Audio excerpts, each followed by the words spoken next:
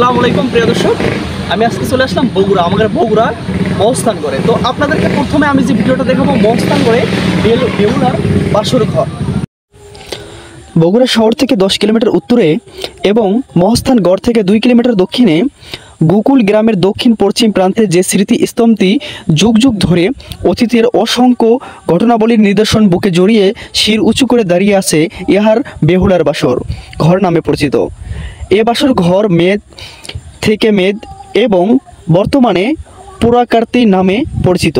তবে প্রত্নতন্ত্র বিভাগের মতে আনুমানিক 7ম শতাব্দী থেকে 1200 শতাব্দীর মধ্যে এটা নির্মিত।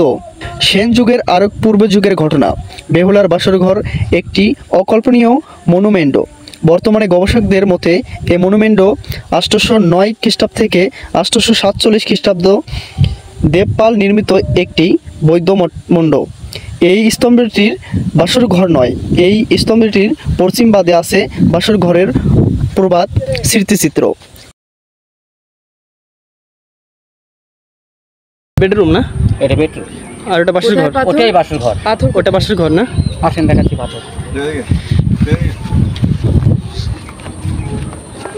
এটা বাসর ঘর ছিল না? এতে আচ্ছা, এটা হলো মাঝখানতে। হ্যাঁ হ্যাঁ, এই যে পোটের এটা বারান্দা, এই যে ত্রিভুজ, হ্যাঁ এখান থেকে ওই পর্যন্ত এই ত্রিভুজ। এটাই হলো বাসর ঘর। ও যেটা বেডরুম, ওটা হলো অ্যান্ড্রা মানে কুয়ো। আর ওই যে ওটা হলো পাথর, লক্ষ্মীদাকে ওষুধ পিছিয়ে খাওয়াতো। ওই যে ছিদ্র, ওই যে এই ছিদ্র। হ্যাঁ ওই ছিদ্র। এখানে আপনি কতদিন হল থাকেন? আমি 17 বছর। 17 বছর এখানেই থাকেন? 17 বছর ধরে।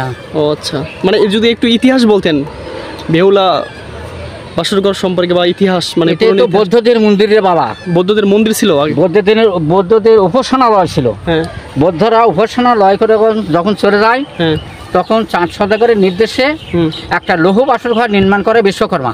হ্যাঁ, যে বিশ্বকর্মা, তুমি আমার ছেলেকে বাসর ঘর দেবো, তুমি একটা লৌহ বাসর ঘর নির্মাণ করে দাও। তখন চাঁদ সদাগরের নির্দেশে একটা লৌহ বাসর ঘর তৈরি করে এখানে।